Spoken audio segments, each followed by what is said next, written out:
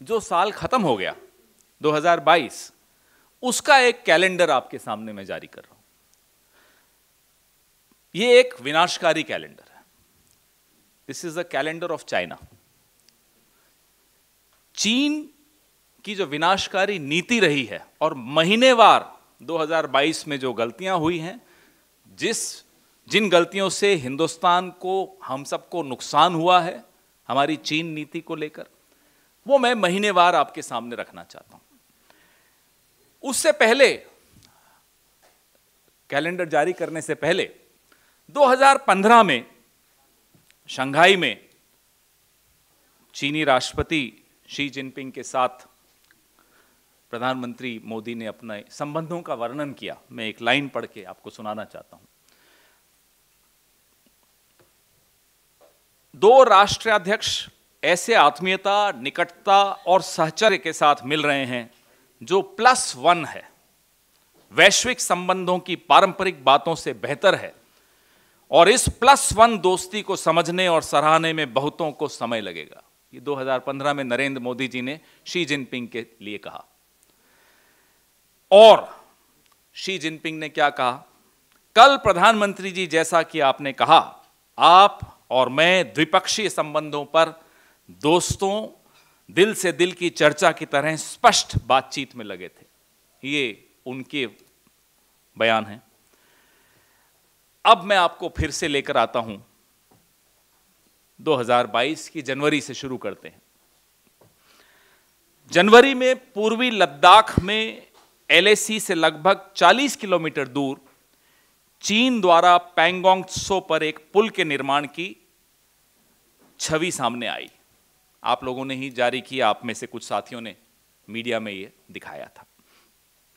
अरुणाचल प्रदेश के लुंगटाजोर क्षेत्र में PLA ने 18 जनवरी को भारतीय क्षेत्र के अंदर 17 वर्षीय भारतीय मिराम तरोन का अपहरण कर लिया था। मैं सिर्फ आप लोगों को याद दिला रहा हूं, इस देश को याद दिला रहे हैं हम लोग कि क्या क्या हुआ। भाजपा सांसद श्री तापिर गाओ, उन्होंने ट्वीट किया कि चीन ने 2018 में भारत के अंदर 3-4 किलोमीटर सड़क बनाई। 26 जनवरी को PLA द्वारा युवा लड़के को भारतीय सेना को जब दबाव हुआ आप सबकी तरफ से तो सौंप दिया गया।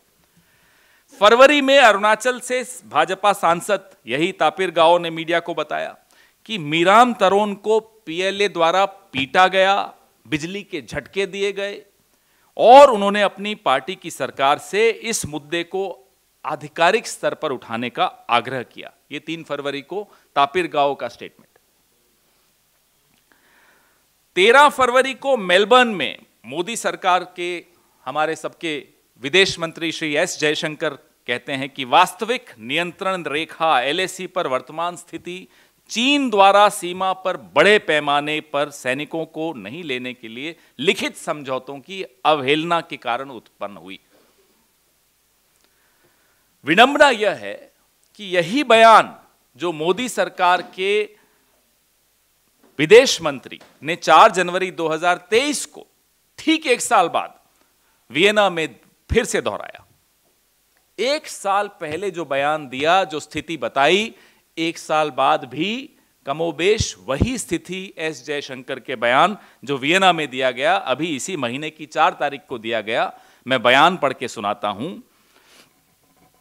भारत ने चीन के साथ सीमाओं पर बल जमा नहीं करने और नियंत्रण रेखा को एक तरफा नहीं बदलने के समझौते किए थे, जिसे उन्होंने एक तरफा करने की कोशिश की है, जिसके परिणाम स्वरूप यह वर्तमान तनावपूर्ण स्थिति है। पूरा 1 साल बीत गया दोस्तों। भारत के लिए सीमाओं पर या तो कुछ नहीं बदला, और अगर बदला तो स्थिति बदतर ही हुई है, बेहतर नहीं हुई है। यह स्टेटमेंट मैंने आपको जयशंकर जी का 1 साल पहले का बताया मेलबर्न का, और 1 साल बाद का बताया वियना का, अभी 4 जनवरी का। बताइए, इस स्टेटमेंट से ही आपको समझ में आ जाएगा कि कुछ बदला नहीं। 15 फरवरी 2022, फिर से कैलेंडर पे आते हैं, को मोदी सरकार ने फिर से 54 चीनी ऐप्स बैन कर दिए।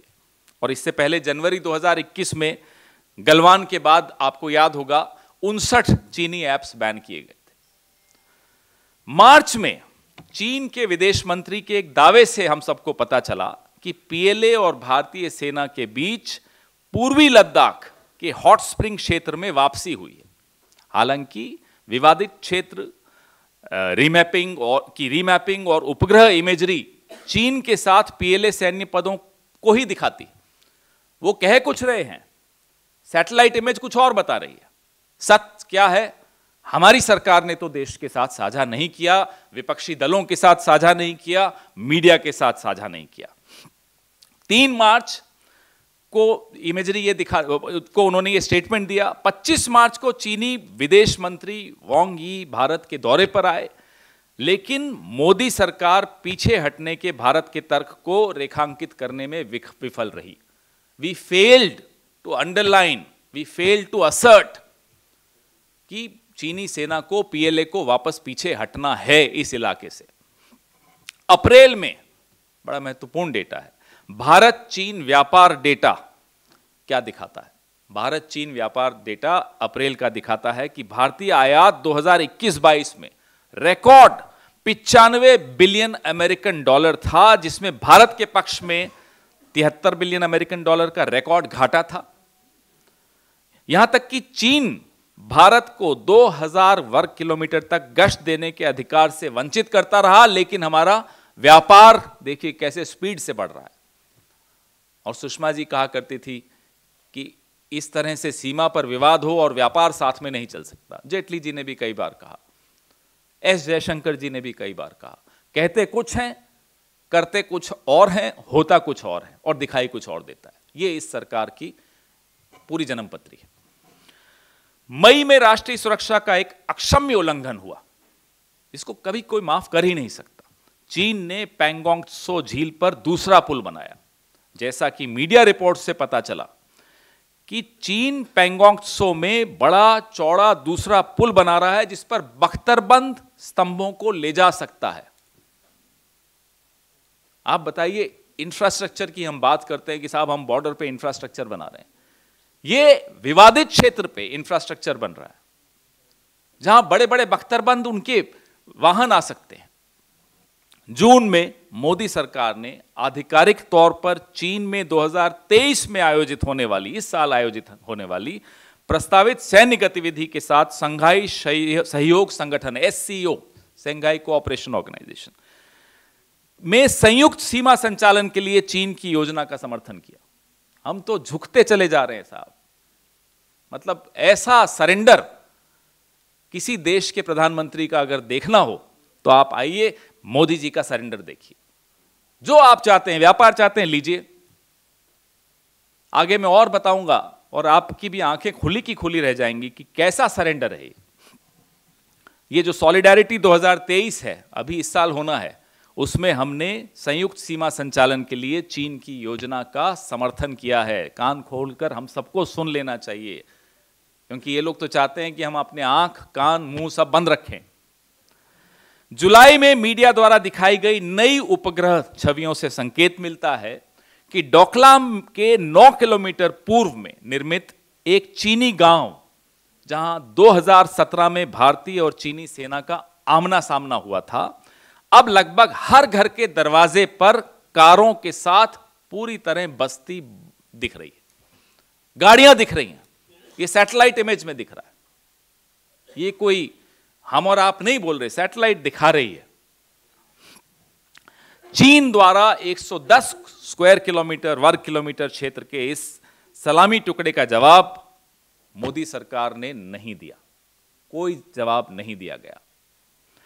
अगस्त में विशेषज्ञों की उपग्रह इमेजरी से पता चला कि पीएलए की सतह से हवा में मार करने वाली मिसाइल साइट डोकलाम के उत्तर में सिर्फ 50 किलोमीटर दूरी पर भारत, भूटान और चीन के बीच में जो ट्राइजंक्शन सीमा क्षेत्र है, जो मार्च 2022 से हो रहा है, अब पूरी तरह चालू।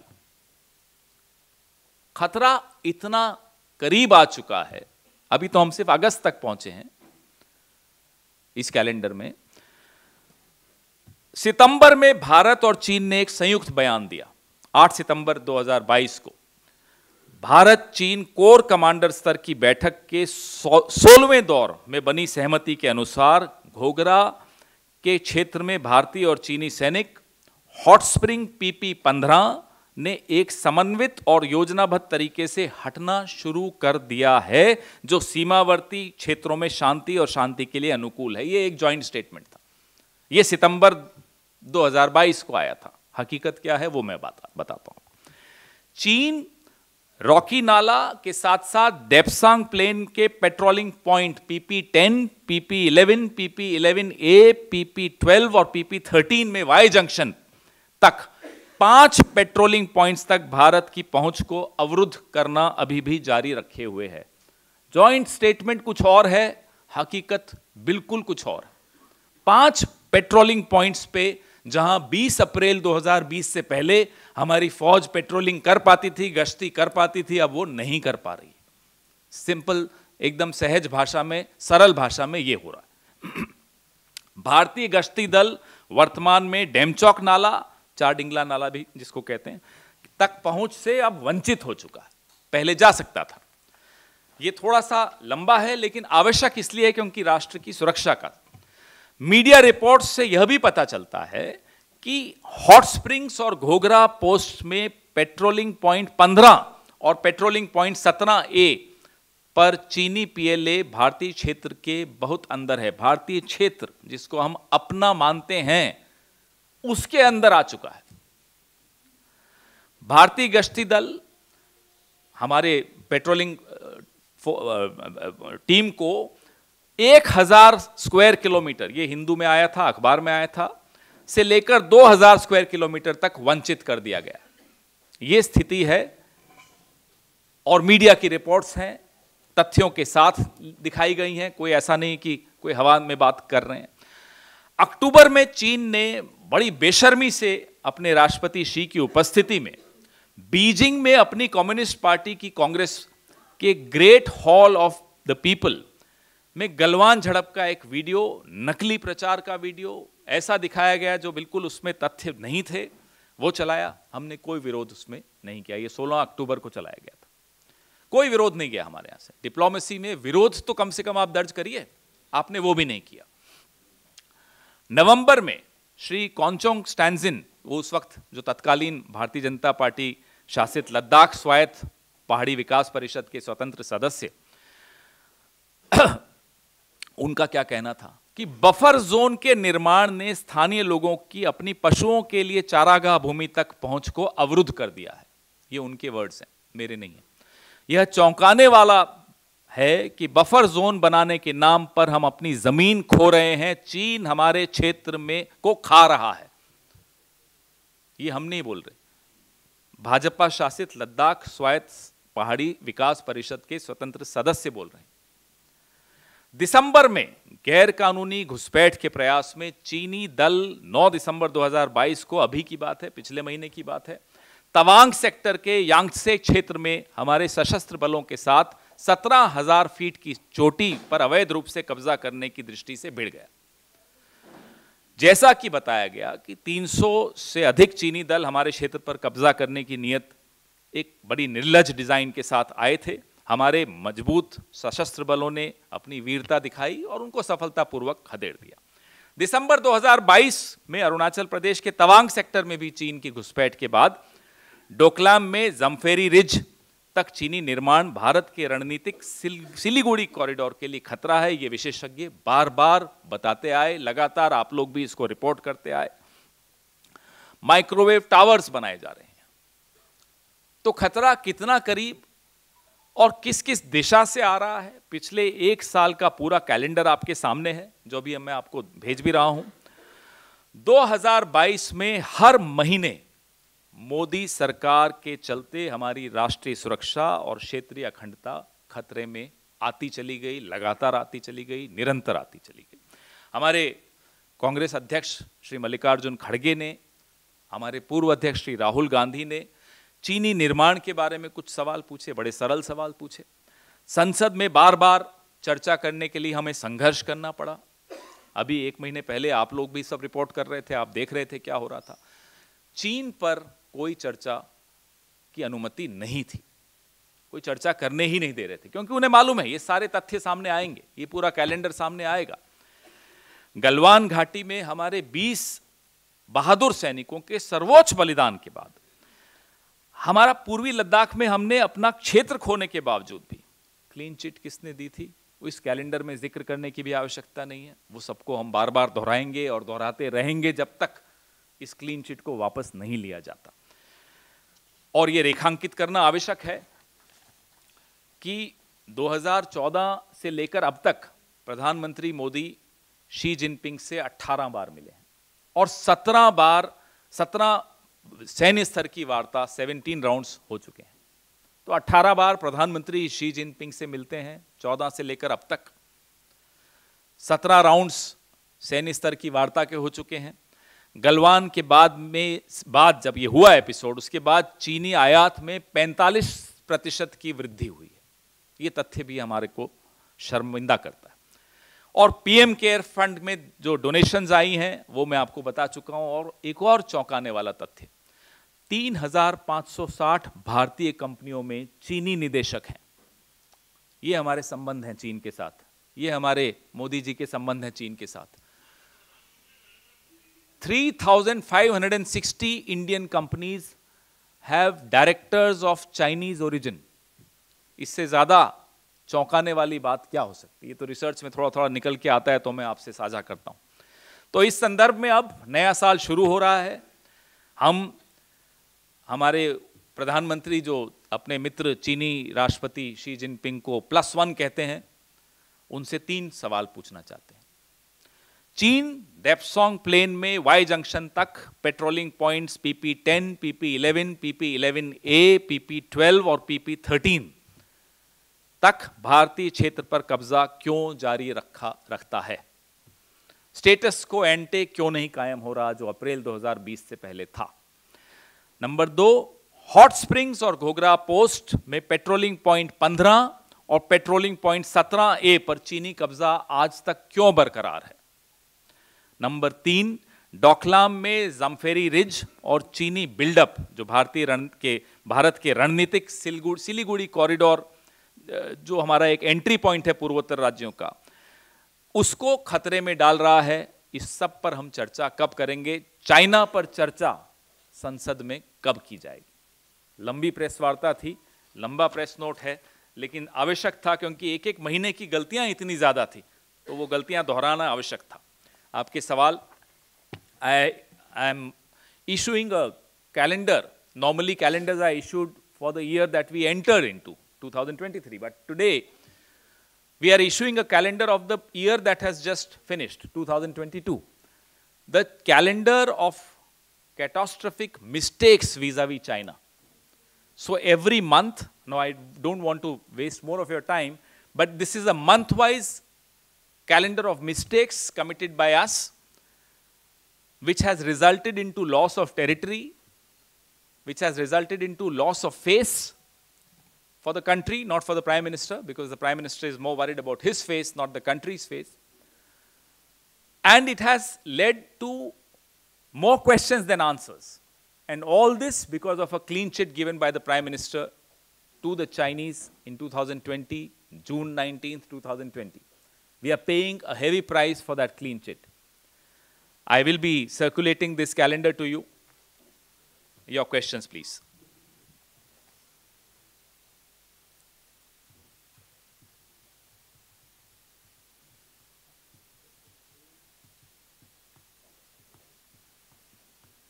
चीन पर कोई सवाल? चीन पर प्रधानमंत्री की चुप्पी तो समझ में आती है, आप लोगों की चुप्पी नहीं समझ में आ रही। Thank you. पहले चीन पे कुछ तो पूछिए तो फिर आगे और भी पूछिए। अब ये ट्रेड ऑफ करते हैं, पहले चीन पे और कवरेज भी दीजिएगा क्योंकि ये देश के सीमाओं से जुड़ा हुआ प्रश्न है।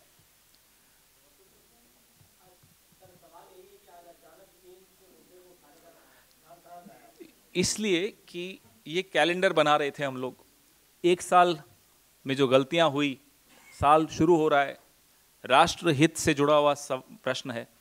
हम आप सबके माध्यम से सरकार को फिर से आगाह कर रहे हैं कि जो पिछले साल गलतियां हुई वो गलतियां ना दोहराएं, चाइना पे चर्चा करें और ये जो हमारे 3 सवाल हैं इसका उत्तर दें, क्योंकि डिप्लोमेसी में आप विपक्ष का भी इस्तेमाल करते हो। दुश्मन देश पर दबाव डालने के लिए विपक्ष का इस्तेमाल करिए। सब सरकारें करती थी, हमारी सरकार ने भी किया था, आपकी भी जब अटल जी की सरकार थी वो भी करती थी। आप डिप्लोमेसी का डी नहीं समझते, बस ये अफसोस की बात है। हमारा उपयोग कीजिए, हम दबाव डाल रहे हैं आप पर।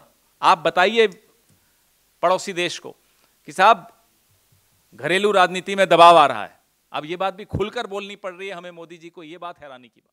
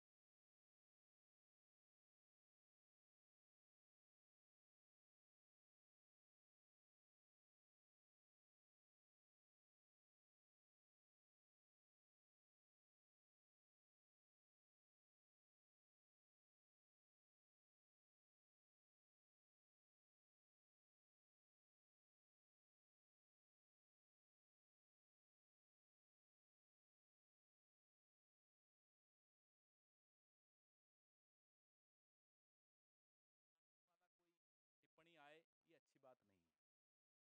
कांग्रेस पार्टी इस तरह की टिप्पणी, इस तरह के विचार, ऐसा कोई भी विचार जो तोड़ता हो, जो बांटता हो, विभाजन करता हो, उसके हम विरुद्ध हैं। Any scripture is a reflection and a product of the times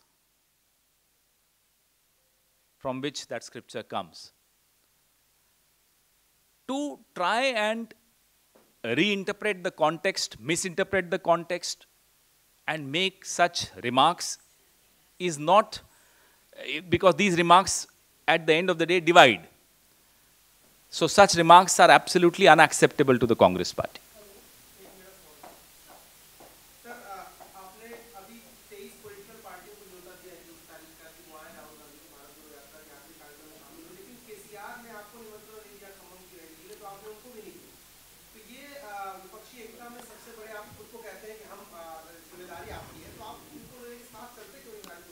देखिए, हमारे दरवाजे खुले हैं, जो आना चाहे वो आए। कुछ राज्यों में स्थिति ऐसी है कि हम मजबूत हैं और हम मजबूती से लड़ेंगे, हम मजबूती से जीत सकते हैं। तो हमें राज्य, हमारी की जो इकाई होती है, उसका इनपुट लेकर तभी ये पार्टी चलती है। कोई भी संगठन राज्यों की अपनी इकाई को नज़रअंदाज करके तो नहीं चल सकता। तो राज्य इकाई का इनपुट लेने के पश्चात जो निर्णय लिया जाता है, वो निर्णय आपके सामने होता है।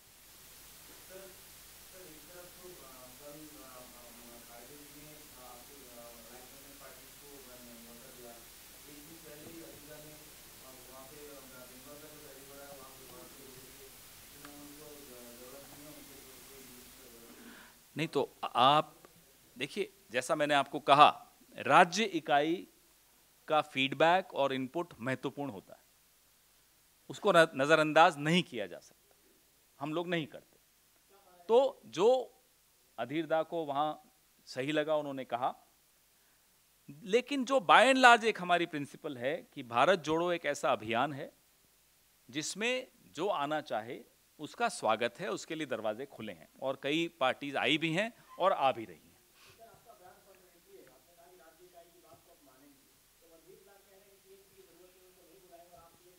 उनका इनपुट है, उस पर चर्चा होगी। हमारे यहाँ प्लेटफॉर्म्स हैं पार्टी के भीतर, उस पर चर्चा होती भी रहती है लगातार। हर राज्य के में कई राज्यों में ऐसे बिंदु आते हैं, उन बिंदुओं पर चर्चा होती है और उसके बाद कोई निष्कर्ष पे हम लोग पहुँचते हैं। कोई कॉन्ट्रडिक्शन नहीं इसमें, बिल्कुल स्पष्ट है। मैंने लिस्ट नहीं देखी, देखूंगा और आपको ज़रूर बताऊंगा।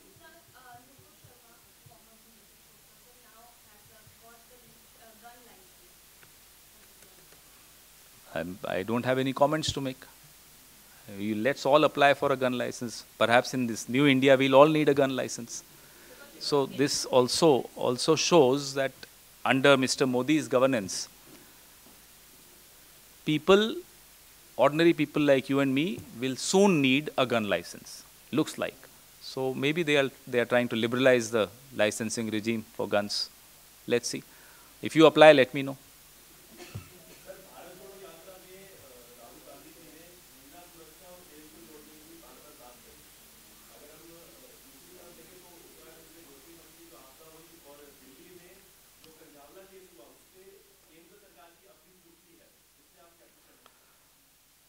ना केवल जोशीमठ, जबकि टेहरी का जो चंबा इलाका है, वहाँ भी क्रैक्स, जो काफ़ी दूर है, वहाँ भी क्रैक्स घरों में आ रहे हैं। और 3 दिन पहले हम लोगों ने यहाँ प्रेस वार्ता की थी, तब से अब तक कोई ठोस निर्णय, कोई ठोस खबर वहाँ से सरकार की तरफ से नहीं आई है। आपने 2 अलग अलग सवाल पूछे हैं, तो पहले जोशीमठ पे बात कर रहा हूं मैं। और आज कुछ वीडियोस हमने देखे जोशीमठ से, महिलाएं बिलखती हुई रो रही हैं, अपने घर छोड़कर जा रही हैं। घरों को आप सील कर रहे हैं, 5,000 आपने मुआवजा प्रति माह देने की बात की है। आप इस कंपकपाती ठंड में कोई व्यवस्था, सुचारू व्यवस्था नहीं कर पा रहे हैं। तो सरकार के नाम पर राज्य में एक मजाक चल रहा है। विंटर गेम्स भी आने वाले हैं वहीं पास ही में, कैसे करोगे आप? यह सवाल भी हम आने वाले दिनों में उठाएंगे। हमारी पार्टी का एक प्रतिनिधिमंडल मुख्यमंत्री से मिला, उनको ज्ञापन सौंपा, ये तमाम मांगे, मुआवजे की बात और ये सब हमने रखी। और जो एक गीता, कुरान, बाइबल माना जाता है उस इलाके में, कंस्ट्रक्शन को लेकर वो मिश्रा कमेटी की रिपोर्ट 1976 की, उसका पालन करने की भी हमने अनुशंसा की कि कोई भी बड़ा प्रोजेक्ट अगर आप वहाँ लाएं तो कम से कम ये रिपोर्ट, जिसको हर सरकार कमोबेश कम ज़्यादा मानती है, उसका पालन किया जाए। कंझावला में जो दिल्ली पुलिस का रवैया रहा, मुझे लगता है उससे समस्या बढ़ गई। लोगों के मन में जो सवाल थे वो और बढ़ गए, जवाब नहीं मिले, और एक डिज़ाइन थी कंफ्यूज करने की, जो लगता है अब। उम्मीद है कि बिना किसी दबाव के दिल्ली पुलिस, जैसा कि दिल्ली पुलिस जानी जाती है, अच्छी इन्वेस्टिगेशन के लिए जानी जाती है, वो अपना रूप वापस से बरकरार रखेगी।